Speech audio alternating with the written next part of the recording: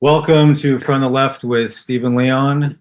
I'm running for the Congress here in Virginia's 8th District. And thank you to the GCD Network for hosting this show. Let's just dive right in from what I couldn't help myself from what Joseph Langon was saying previously about K Street. When are we going to do this? When are we going to do that? It's very simple. The American Anti-Corruption Act. It's got ranked choice voting in there. It's got making redistricting illegal. Not all redistricting is unconstitutional, let's say for geological reasons, but the way that the right has been doing it for sure, yeah. And that can be even on the left, but lately, yeah, it's been on the right. The American Anti-Corruption Act sets reasonable balances between lobbying and super PACs and things like that. So we can really get, with all that money in there, everyone knows it just drowns out our voices and everything like that. So also the guy seems to be a truck driver. So he might appreciate my American Capitalism Protection Act, which actually gives tax incentives to truck drivers. That's makes sense. If all of our goods are being sent in from rural areas and then, even if they're being imported and then eventually make their way to cities, they might as well give them tax breaks. And, who knows what happens with AI and how they try to squeeze you down. There's more items in the American Capitalism Protection Act. They can check out, especially CEO salary caps. And, it's not the corporations, it wouldn't prevent them. It depends on what there's B Corps, there's corporations, there's LPCs, there's LLCs, there's all these different, there's sole proprietors, there's all these different business entities. That one, the idea of a corporation is to appease its shareholders. And, people that have their MBAs go to school and, they're taught the bottom line, no matter what, is appeasing those shareholders' profits over everything, right? So there's not much regulation just within the corporations themselves, but then there are other mitigating departments like the FDA, whatever it might be, the health department, things like that, that would help that. But unfortunately, a lot of these corporations get away with things. So if you were to, it's not to say that they can't still make profits. It's just as far as those who are making the decisions to setting those prices and wages, they should be held accountable, even just to, you see what happens. These CEOs go unregulated with how much they can make, and then they just lay everybody off and they can be wherever. So I just thought I'd mention that. I couldn't help it. Again, as Joseph was venting previously, so one of the cool thing about these shows is that, it gives you an opportunity to, for 30 minutes to sit and kind of get to vibe with a candidate. And this is done through Zoom. I don't have any ability to chat or anything like that, which would be pretty horrendous. I think I've got like 15,000 viewers. I have to check with GCD on that, but you get a chance to do that. If you ever, everyone's worked on Zoom to some degree, and when you do that, it's just kind of, it's one thing to be on a script, have some notes to kind of guide you, and vent too. I definitely vent, but that's one of the things I like about it, these shows. But it's also, I don't know what's the word to describe, but it's like leading up to these shows throughout the week. I jot down notes, kind of stay on top of what's going on with candidates other than myself and everything, and then just have my notes on my phone right here, and then spitball it as I go along. So, but it's, yeah, because I played that way where you get to kind of get to know me naturally like that. I may not say always the right thing at the right time. You know what I mean? I might use a lot of filler words. If it's like a job interview, I know I've got my resume, we can work off that, and people forgive a lot of different things, but that's just kind of unique if you just treat these shows like that, and hopefully open the door and get candidates, other startup candidates, you know what I mean? And if it was like a startup business, and then media can, mainstream media or whatever can jump in, as long as it's credible mainstream media. That's media literacy. That's a whole nother topic. So price controls, this is a big thing, right? This is, everyone wants to call it socialists in this country. Let's entertain for the fact what price controls, the dynamic on how they could work in the US. If you want to use Venezuela as an example of why price controls didn't work, start looking. This is what I was fascinated that I was able to confirm a lot of the positions that I presumed that Trump would be guilty for once I found these credible sources like Washington Post or whatever it is. And so Trump was warned by his staff when he was president that creating an embargo on Venezuela, especially with their oil, would cause illegal immigration. And if you've seen the numbers on that, Venezuelans are, they get their number two. It's, what is it, 7 million? Or there's a lot of data out there and it changes. So if you look up there, you could see a lot of the articles that I've read from 2023, you see the the influx of illegal immigration from Venezuela. And that would be a direct result from Trump putting in the embargo on them. And they were doing some other thing. They were doing price controls and everything. Eventually, and then COVID happened. So all those different circumstances that came in, which made lead you to believe that's why he wanted the border. But when he was campaigning on the border, we didn't have that many migrants. Obama totally was using ICE, but he did it methodically, humanely. There was get a chance if you were legal to come forward, pay a fee, and then get your immigration status. And a lot of people didn't do that. So he did that. You never saw anything in the media anywhere where it was tyrannical that Obama did that. So I thought it was really neat. Also, if you want to talk about the housing crisis and how that's been exasperated from illegal immigration, and what are we going to do to mitigate that? We already had a housing crisis. I think it's like 3 or 4 million, which is a small percentage of the population. But then there's other things like rent, and so the GDP in Venezuela is much different than it is here in the U.S. So we could afford certain moderations when it came to price controls. Now, I won't get into the minutia of all that, but that's pretty common what we're dealing with. It's energy, housing, and food. We need to break up. That's why we have a Federal Trade Commission where we can break up these monopolies when it comes to food. I think it's probably the way things move so fast now. I'm sure everyone knows 4 corporations control the food supply and agriculture and everything like that. So I think it's neat. Reminds me of a Korn song. If you guys remember, Y'all Want a Single, on how there's only 4 corporations that own the music industry, and they want you to sound exactly like the one before because they did so well. Again, just looking at it from profits. We want to sell, but people don't like that.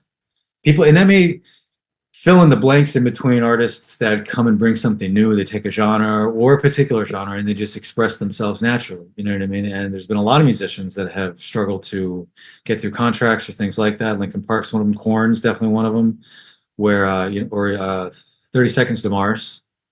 And how I kind of relate to that when it comes to being a politician, that how I should sound or conduct myself exactly like someone before. If I don't, social media is new, if I'm using creative content in there to get your attention, or if I'm going through a party. And again, it's not that being in a party is inherently negative. It's just that where we're at today with all the money.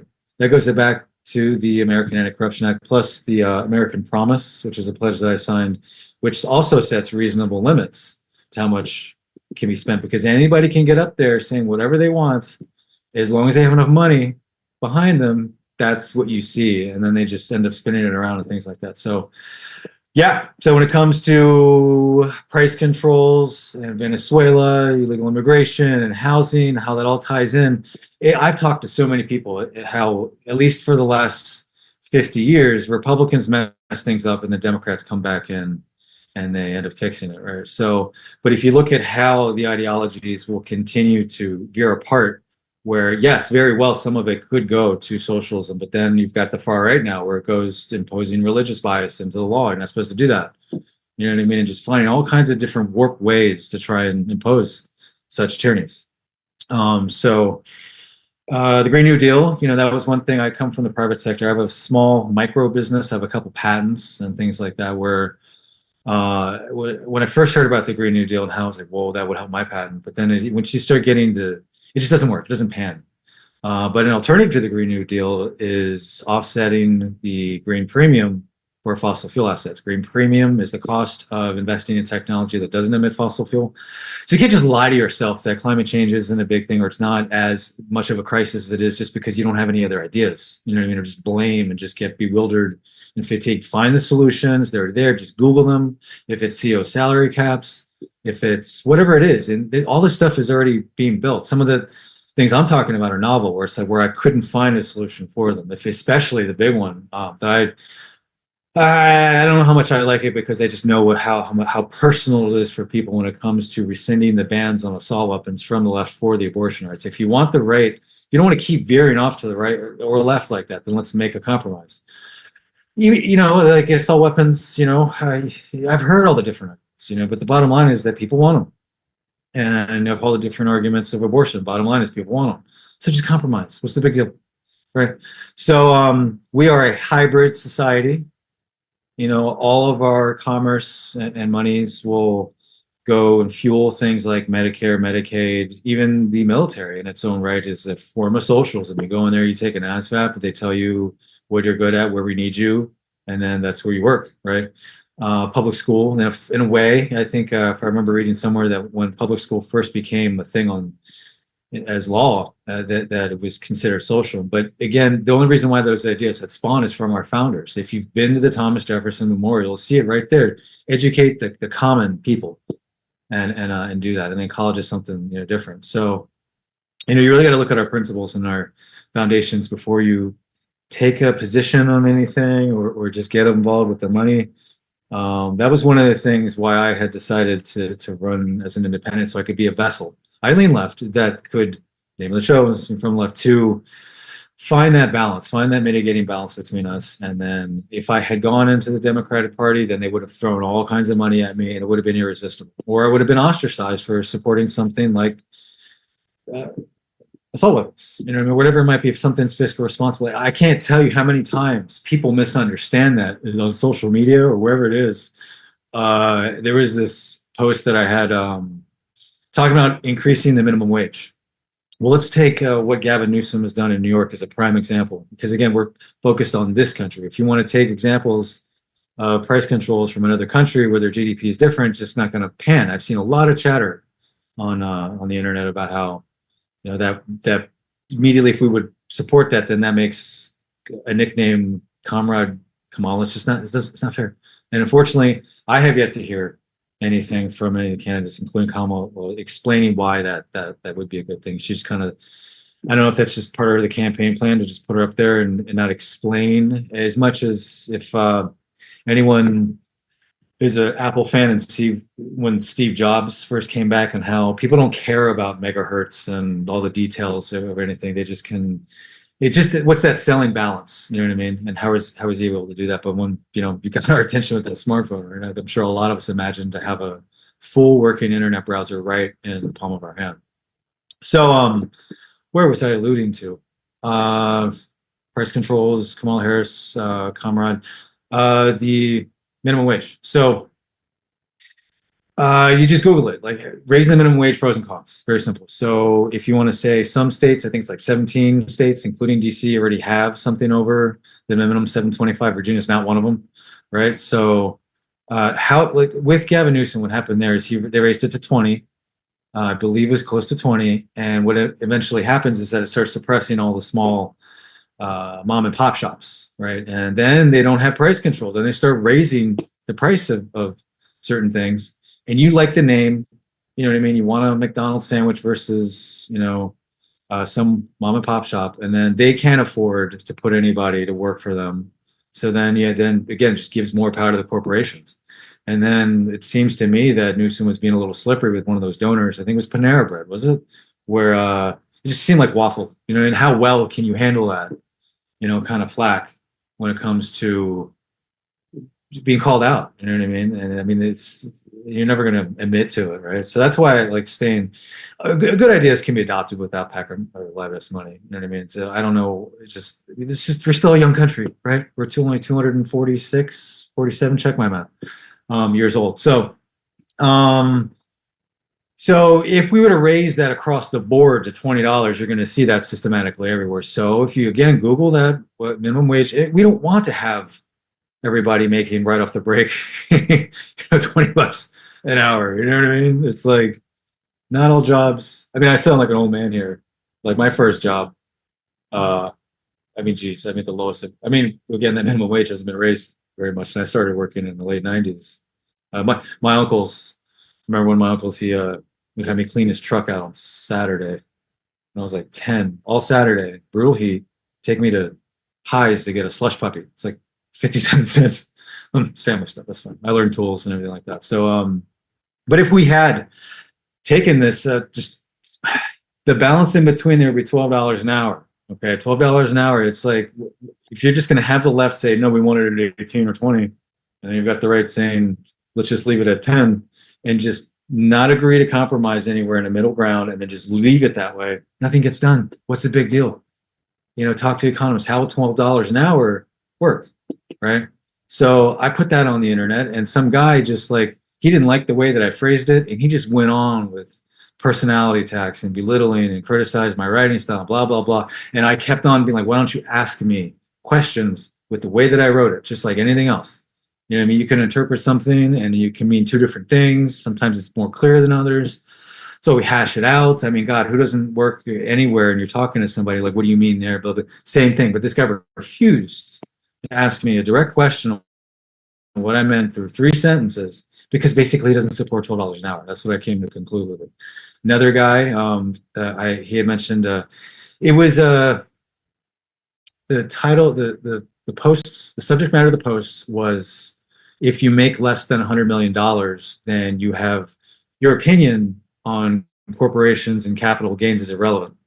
So I was just kind of reading through that, and a lot of intelligent conversation with this guy that was in there. So I don't know where it was or why I chose to comment in one of these replies was that HR 726. I'm getting that right. The left had given us that as the child tax credit just before recess, the summer recess. Do some digging, you see how many lobbyists are involved. A Republican had introduced it. Even Marjorie Taylor Greene had supported it, and most likely because of her stock. She has stock in a corporation that makes the chemicals that makes processors. So, and you want to think if you're on the left, it's all the right's fault, right? What is their argument to that, right? And this guy just immediately assumed that I was of the opposite party right away, and I was like, fuck you, you know what I mean? General corruption in general, and I put a little picture. Is that okay? No, it's not. So the American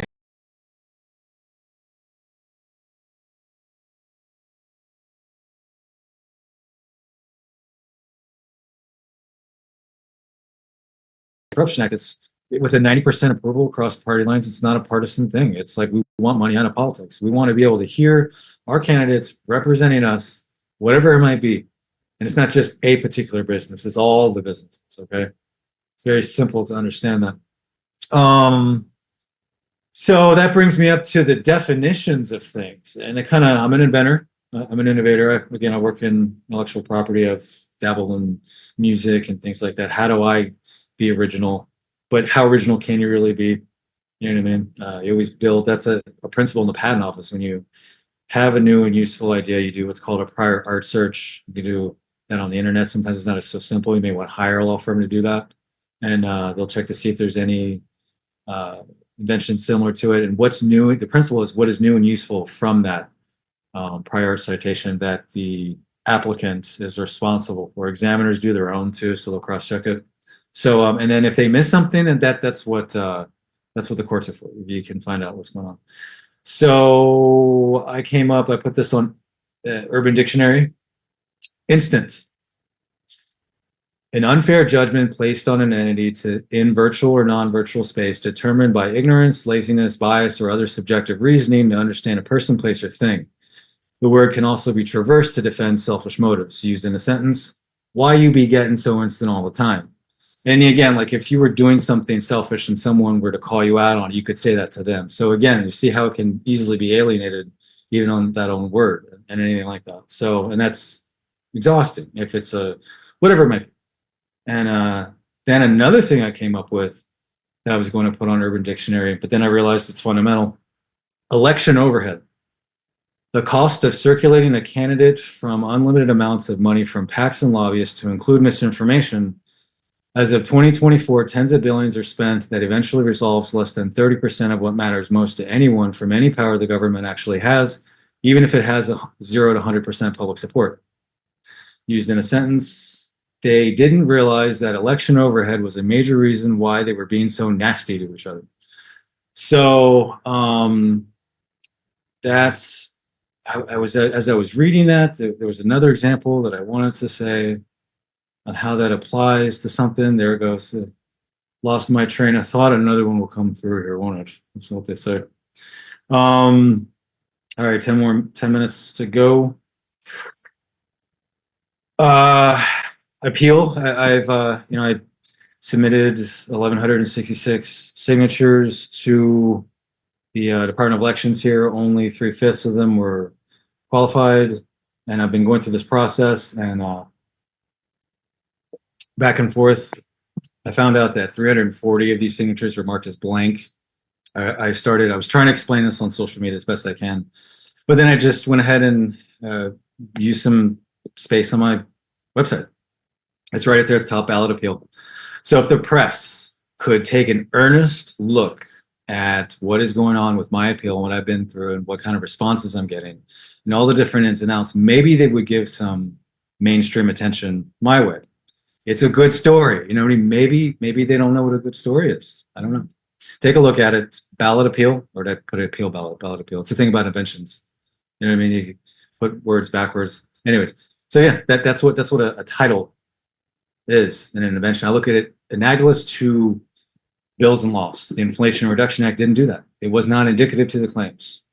Price gouging mitigation, not price gouging, consumer spending is what brought us out of COVID. And the way that they just do that, I hear that. I heard what Joseph was saying about the IRA. He's not the only one. I got a lot of signatures from people who said that was one of my things. And what I just told you, how I been in IP law for 15 years and how I see bills and laws analogous to patents. And if I see something like the Inflation Reduction Act that doesn't do that, then I'm going to take issue with it. I would communicate directly with my district, with the Digital Democracy Project, and explain it to them. But hey, look, this probably doesn't do what it's going to say it does. And then they're going to be like, well, like, do you want me to vote for it? I mean, everyone else is. You know what I mean? Do you want me to vote for everything just because everyone else is? Do you want to break it down?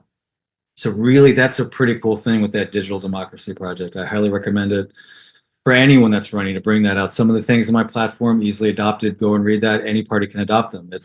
I've taken the time to find out what being objective to both the left and the right, and looking at it constitutionally, being honest with myself. And then, so when somebody, they call me an incel or whatever it is that they do on, it's just when they don't understand it, or, because I get it, this is our elections, our candidates, there's a saying in Washington, if you want a friend, get a dog, but we also want our people likable, even if it's for like the historical record. I have a certain face, in public. I have a certain persona on social media, and with you right here.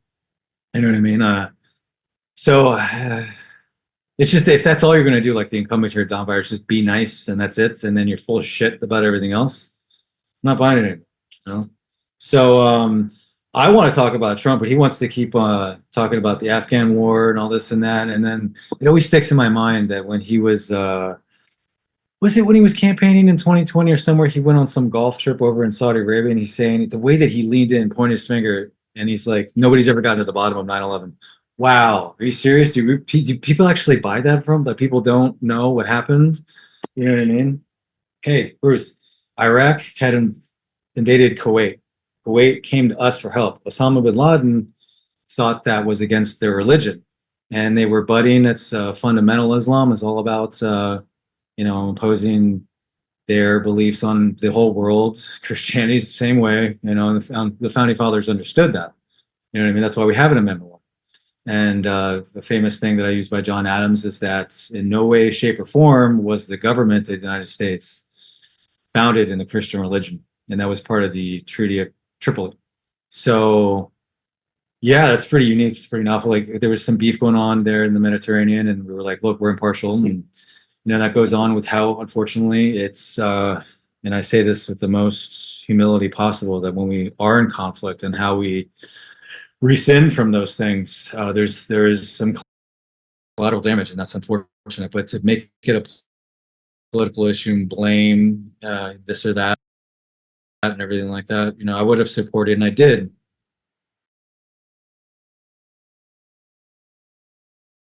The getting, if I was debating, if I was Jeb Bush and I was debating Trump and all that in that 2016 thing, and using monarchical terms or stuff like that, I would have just like shut the stage down or whatever, and be like, yellow cake, motherfucker, yellow cake. Okay, that's why we were over there, or something. Put that in meme form or something, And so that balance of it, you know what I mean? And the people of Iraq wanted a different government. They wanted Saddam Hussein out of power. So that's how we came about. My Bruce, my cat, likes to get in his little crazy modes. Don't jump over here. Don't. Okay. So yeah, you know what I mean? It's like just Trump's like that with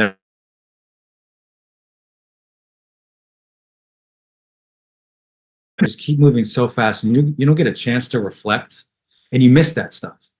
A lot of time, like I do my own reviews on social media, and I'll find, wow, I missed something. Did I really? But when I'm posting something, when I'm putting an idea out there, this pans, and I'm going to do it, and then I put it out there, and I don't retract it, and I don't apologize for it. If there's something that's maybe misunderstood or something like that, because that could happen, you know what I mean? But it's just not fair to crystallize instant judgment on something for whatever your bias might be. Things are pretty getting heavy in Israel again. You know, we want to be careful with our impartialities. The best thing that I can come up with, and this is coming from somebody in my district when they signed my petition, was this real solution is finding a unifying leader for the Palestinian people in Gaza. So, and that's a challenge. And what business do we have to even actually do that? What resources would a person have to do that? So it's pretty nasty, but we have to watch our impartialities. You can't just blame. You know, Trump wants to say that none of that would have ever happened if he wasn't president. That's bullshit. You know, would France and Britain have gone to war if George Washington wasn't president? Things were going on before, you know what I mean? And then what are you going to do? Impose tyranny or do what you did do in Venezuela, you know, to justify the cost of a border wall? You know, and there are other ways. They look at my platform. I've only got a few more minutes for when it comes to immigration and borders and things like that. So that reminds me how often people just snap judge, look at my platform and think that I would suppose open borders. No, I don't. You know what I mean? We're all immigrants here. Most recently on my mom's side from 1962 from Mexico. And my grandfather came and he built up shop for 10 years. Then he brought my grandmother, my mom and her siblings and all stuff like that. We came here legal. So dad's side, one ancestor from southern England, Isabel Delastatius, had came here, Westmoreland County, 1946, I think it was. And and even in that last name, it's pretty rare. I mean, that's the face value, whatever I saw on whatever ancestry.com thing. But I mean, from what my dad told me, we had immigrated from southern England, right? And that last name Delastatius is Greek, so Greek Aztec. That's the way I see myself. It's the simplest terms. So, yeah, and that's what we want to do. We want to be able, but when you got things like that, when you've got Trump creating embargoes for other countries that cause and fuel illegal immigration, and then now the left's got to come by and clean up because all he's going to do is sit there and blame or impose some form of tyranny, and he's by far the worst when it comes to appeasing corporations. I mean, that's obvious. Even oil. You know what I mean? Oil there's other things with that green premium. They can use their money to offset newer technologies and then make a profit also, where that's it. The only business the government had was to make you take that long-term investment to slowly transition, right? And then you can still recycle. You can innovate new ways of recycling carbon and sequestering and all kinds of things. So I got a couple minutes left. I guess the last thing, prenatal volition. I was kind of skimming through Kamala's website, and she's all about, you know, pro-choice and everything. Well, as federal lawmakers, what does that language look like? What will federal codification look like? I doubt that both major parties are going to go for what we have here in the Virginia model, which is set up on trimester. The best I can think of, and it's just even an opening discussion, is to give at least a 3-month without any mitigating circumstances, which is what, 12 weeks. You know what I mean? And then the states can kick in and put whatever they want. And if someone like Alabama only wants to have 3 months, you could go out of state, come back, and not be having your 8th Amendment violated, or your First Amendment. You know what I mean? If that was like your religious belief that you wanted to have abortion, some people are totally allowed to have, like, it's just and find forgiveness in some of the way that's none of your business. Then so be it, right? AI and jobs. I'm not going to be able to spitball that one real quick. I'm going to